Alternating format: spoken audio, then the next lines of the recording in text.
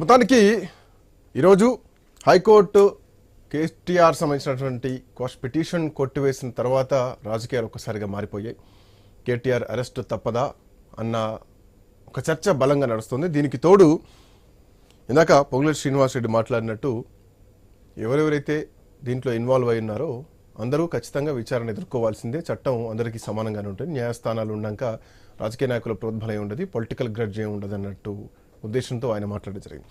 విజయ్ గారు, ఒకవైపు కేటీఆర్ అరెస్ట్ అన్న అంశం ఒకటి, ఇంకోవైపు కుట్రపూరిత రాజకీయాలు నడుస్తున్నాయి తెలంగాణలో అన్నది ఒకటి. ఏం చూడొచ్చు? దాదాపు ఈ కేసు రాజకీయ కేసు లాగానే టర్న్ అయిపోయింది. పొలిటికల్ కేసు లాగానే ట్రీట్ అవుతుంది. పొలిటికల్గానే దాన్ని వేరే రెండు రాజకీయ పార్టీలు ఆ రకంగానే కనిపిస్తున్నటువంటిది. వాస్తవానికి ఇదేంది, ఇది ఈ కార్ రేస్ అనేది నిజంగానే హైదరాబాద్ ఇమేజ్ బిల్డప్ చేసేటువంటి ఒక రేస్. అదొక స్పోర్ట్స్ గేమ్. అదే స్పోర్ట్స్లలో మనకు క్రికెట్ ఎట్లనో ఒలింపిక్స్ ఎట్లనో ఇదొక గేమ్. ఇట్లాంటి అంతర్జాతీయ గేమ్ మన హైదరాబాద్కు రావడమే గర్వకారణం. దాన్ని నిలబెట్టుకోవాల్సినటువంటి బాధ్యత ప్రభుత్వాల మీదనే ఉంటుంది. ఏ ప్రభుత్వం ఉన్నా, ప్రభుత్వాలు మారినా ఏ ప్రభుత్వం వచ్చినా దానికి ఇంకొక పైసా అటు ఇటు అయినా పెట్టైనా నిలుపుకుంటే ఏంటంటే నెక్స్ట్ భవిష్యత్తు ఆలోచించే నాయకుడు అదే చేస్తాడు. భవిష్యత్తు ఏమైందంటే ఎలక్ట్రానిక్ కార్లదే భవిష్యత్తు అంతా. నెక్స్ట్ రాబోయే జనరేషన్లో రాబోయే కాలంలో ఎలక్ట్రానిక్ కార్ది చాలా కీలకమైనటువంటి పాత్ర పోషిస్తుంది. ప్రపంచం అంతా అదే జరుగుతుంది. అట్లాంటి హబ్ మనం మిస్ కావద్దు. ఇట్లాంటి రేస్లు దాంట్లో ఆఫ్ కోర్స్ బ్రాండ్ ఇమేజ్ ని పెంచడానికి చేస్తారు. ఓకే, ఒక బ్రాండ్ కాదు, ఇక్కడ ఒక బ్రాండ్ ఇమేజ్ కాదు, ఎలక్ట్రానిక్ కార్లకు కావాల్సిన అనేక రకాల పెట్టుబడులు వస్తాయి భవిష్యత్తులో. ఇవన్నీ ఎందుకు గతంలో మనం మిస్ అయినాం. పెట్రోల్ డీజిల్ కార్లతో F1 కార్ రేసింగ్ అనేది మనం ఎందుకు ఇన్నాళ్ళు వెనకబాటుతనంతో ఉన్నటువంటి నేపథ్యంలో భారతదేశమే ఎలాంటి ముందుకు పడినటువంటిది. F1 కారు రేస్ మామూలు రేసే నిర్వహించలేదు. ఇంత 140 కోట్ల జనాభా ఉన్నటువంటి ఇంత పెద్ద భారతదేశంలో ఆ రేసే నిర్వహించలేనటువంటి హీన స్థితిలో ఉన్నాం. అది కూడా కావాలి. ఇప్పుడు నెక్స్ట్ జనరేషన్లో ఇది వస్తుంది. దీన్ని అందుకోవాలి. అందుకుంటే నెక్స్ట్ నీకు అనేక రకాల పెట్టుబడులు, ఇన్వెస్ట్మెంట్స్ ఒక హబ్ లాగా తయారయ్యేటువంటి సిచ్యువేషన్. దాన్ని కొత్తగా వచ్చిన ప్రభుత్వం మిస్ చేసుకోవడము తెలంగాణకు చాలా నష్టమైనటువంటి అంశం. అందుకని ఇక్కడ ఇంకొకటి, ఇవాళ కేసు విచారణ ఎదుర్కొంటున్నారు. ఇక జరిగిన అవినీతికి సంబంధించినటువంటి అంశం. ఇక్కడ ఫస్ట్ ఏంది, గ్రీన్కో అనే కంపెనీ స్పాన్సర్ అండి. కోకోకోలా BCCI మన ఇండియన్ కంపెనీకి స్పాన్సర్ చేస్తుంది. సహారా స్పాన్సర్ చేసింది. వారికి ప్రభుత్వం డబ్బులు ఇవ్వాలి, ఏమి వాళ్ళు సొంతంగా పెట్టుబడులు పెట్టి చేస్తుంటారు. స్పాన్సర్షిప్ అది.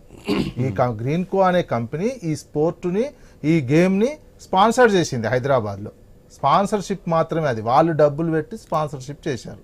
నెక్స్ట్ వాళ్ళు లాస్ వచ్చిందని చెప్పి వాళ్ళు వెనుకపోయినటువంటి నేపథ్యంలో ఈ గేమ్ కంటిన్యూ కావాలి అంటే అప్పుడు ప్రభుత్వం ఇన్వాల్వ్ అయ్యి ప్రభుత్వము నెక్స్ట్ సెషన్ మా దగ్గర నిర్వహించుకోవడానికి ప్రభుత్వమే ఒక ఇచ్చింది 40 కోట్లు, ట్యాక్స్ తో సగలిపి 55 కోట్లు అయినటువంటిది. అది ఇమేజ్ బిల్డప్ కదా. అది ఒక రేస్ ఉండి మళ్ళీ వెనకకు పోయిందంటే మనకు పరువు పోతున్నటువంటి అంశము. ప్లస్ భవిష్యత్తులో ఒక నీకు అనేక పాయింట్ ఏంటంటే మీరు అన్నట్టు ఇది బ్రాండ్ ఇమేజ్ పెంచడానికి చేసింది. గతంలో చంద్రబాబు నాయుడు ప్రయత్నం చేశారు, అది కాలేదప్పుడు. ఆ తర్వాత ఇప్పుడు కేసీఆర్ హయాంలో కేటీఆర్ ఇనిషియేషన్ తోటి అయింది పాయింట్. బట్ వెళ్ళినటువంటి విధానం లబ్ధిదారులు ఎవరు తేల్చాలి అన్నది కోర్టు చెప్పినటువంటి అంశం. ఇంకోటి, ఈ ఎలక్టోరల్ బాండ్లు మళ్ళీ బీఆర్ఎస్ పార్టీకి అదే కంపెనీ నుంచి రావడానిలోనే ఇక్కడ కొన్ని అనుమానాలు వ్యక్తమవుతున్నాయి. దేశంలో అత్యంత ధనికమైనటువంటి ప్రాంతీయ పార్టీ బీఆర్ఎస్ పార్టీగా అవతరించింది. దీని వెనకాల ఇంకా చాలా ఉన్నాయి లొసుగులు, అన్ని విచారణ చేయాల్సినటువంటి అవసరం ఉంది అన్నది పాయింట్. ఇంకొకటి, అసెంబ్లీలో విచారణకు పట్టుబట్టినటువంటి, అసెంబ్లీలో చర్చకు పట్టుబట్టిన వీళ్ళు విచారణకు ఎందుకు వెనకడుగేస్తున్నారు, విచారణ అనుసరికి ఎందుకు కోర్టు మెట్లు ఎక్కుతున్నారు అన్నది ఇంకో ప్రశ్న కాంగ్రెస్ పార్టీ నాయకులు చేస్తున్నారు. ఒకటి, విచారణకు సంబంధించి ఎవరైనా తనకున్న హక్కులను వినియోగించుకుంటారు. తనకున్న హక్కులకు సంబంధించినటువంటి యుద్ధం జరుగుతుంది అనుకోండి, యుద్ధం జరుగుతుంటే సైనికుడు ఏం చేస్తాడు, శత్రు దేశాలతో ఫైటింగ్ చేస్తాడు, నా ప్రాణాలు పోతాయని చెప్తాడు. కానీ తనకు కావాల్సిన అన్ని ఆత్మరక్షణ చర్యలు చేసుకుంటాడు. ఇక్కడ హక్కు ఉంటుంది విచారణకు సంబంధించినటువంటి. అది కేసే కాదు, అవినీతి కేసు కాదు అని వాళ్ళకున్న ప్రాథమిక కోర్టుకు పోయి FIRని కొట్టేయాలని ఒక ప్రాథమిక హక్కు కోర్టుకును ఉపయోగించుకున్నటువంటి అంశం. ఆ తర్వాత విచారణ వస్తే విచారణ ఎదుర్కొంటారు. ఎవరైనా అంతే, అదే చేస్తారు. అదే జరుగుతున్నటువంటి అంశము. ఇక ఇక్కడ మిగతా అంశం ఏంటంటే, వచ్చిన తర్వాత ఒక కొత్తగా ప్రభుత్వం వచ్చిన తర్వాత మీరు 50 కోట్లు పెట్టి ఇచ్చారు అని చెప్పి అతను వచ్చి కలిశాడు. వచ్చిన 2-3 రోజులకి గవర్నమెంట్ వచ్చిన కొత్తలే మీ ప్రభుత్వము మాకు ఇన్ని కోట్ల రూపాయలు ఇచ్చింది, ఇవి మా దగ్గర ఉన్నాయి, మీరు నెక్స్ట్ మిగతా 50% కనుక మీరు పే చేస్తే ఫిబ్రవరిలో జరిగే ఈ రేస్ దాంట్లో ఆ క్యాలెండర్లో మేము పెడతాము, డేట్లు పెడతాము అని చెప్పి అక్కడ ప్రభుత్వం ఇప్పుడు వచ్చినటువంటి ప్రభుత్వము మిస్ చేసినటువంటిది. మీరు ఏం చేయాలి, ఇటువంటి ఇంటర్నేషనల్ గేమ్ ఒక స్పోర్ట్స్ గేమ్, అది స్పోర్ట్స్, ఆ స్పోర్ట్స్ ఇట్లా వచ్చినప్పుడు ఇంకా నెక్స్ట్ రన్ చేసుకోవాల్సినటువంటి అవసరం ఉండే, మీరు దానికోసం వేరే ప్రయత్నం చేయాల్సినటువంటి అవసరం ఉండే. అవసరమైతే ప్రభుత్వమే పెట్టాలి. ఇంత నీకు 2,50,000 కోట్ల బడ్జెట్, ఇది నీకు ఇంత పెద్ద ఇమేజ్ బిల్డప్ అవుతున్నటువంటి సిచ్యువేషన్, ఒక అంతర్జాతీయ, నీకు అప్పటికే ఒక సెషన్ జరిగినందుకే హైదరాబాద్ లో జరిగిన బిజినెస్ 700 కోట్లు. ఏది వాళ్ళు వచ్చి ఒక 5-6 రోజులు స్పోర్ట్స్ ఇంటర్నేషనల్ స్థాయిలో హోటల్స్ కావచ్చు, యాడ్స్ కావచ్చు, చూసినటువంటి ఇక్కడ జరిగినటువంటి బిజినెస్ 700 కోట్లు జరిగినటువంటి బిజినెస్ ఉన్నది. నీకు అట్లాంటి బిజినెస్ ఒక ఈవెంట్, అదొక ఈవెంట్ జరుగుతున్నటువంటి నేపథ్యంలో మీరు దాన్ని చేసేటువంటి అది కూడా ఎవరు అనుమతి తీసుకొని రద్దు చేశారు? క్యాబినెట్ అనుమతి ఉందా? మీరు ఒకవేళ రద్దు చేయాలన్నా క్యాబినెట్ అనుమతి ఉండాలి. ప్లస్ లంచం ఇచ్చిరని అంటున్నారు కదా, ఎవరైతే తీసుకున్నాయని వచ్చే మీరు ఇచ్చిన డబ్బులు నా దగ్గర ఉన్నాయని చెప్పిండు, మరి ఆయన మీద ఎందుకు కేసు పెట్టరు? ఇదే ప్రశ్న అటు హైకోర్టు కూడా వేయడం జరిగింది. ఒకరిని ఎందుకు చేర్చారు, ఆ తీసుకున్న వాళ్ళు ఎందుకు రాలేదు?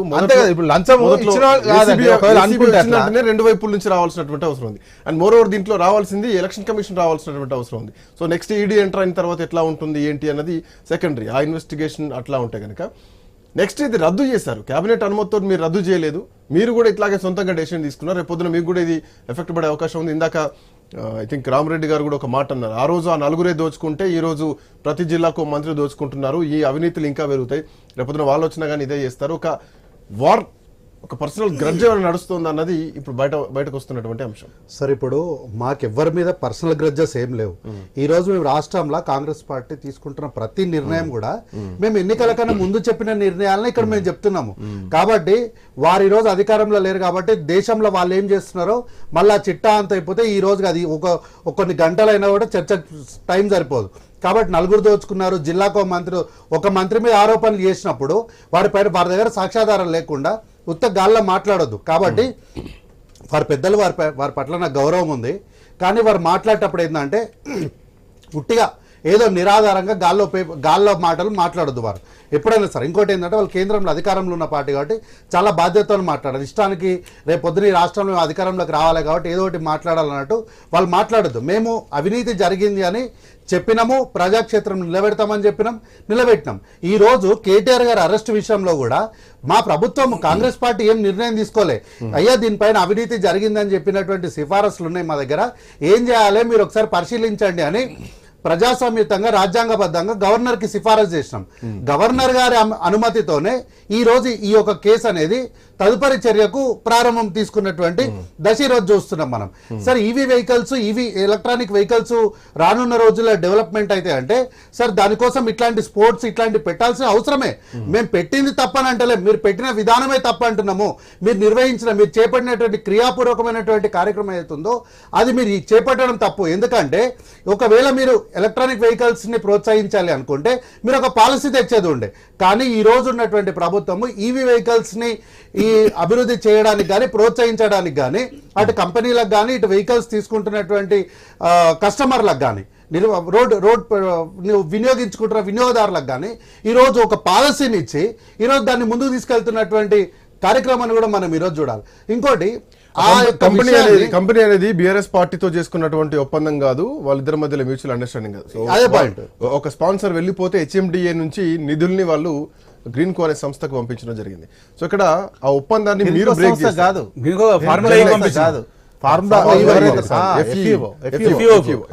ఆయన వచ్చిన మీరు ఇచ్చిన డబ్బులు నా దగ్గర ఉన్నాయని ముఖ్యమంత్రి.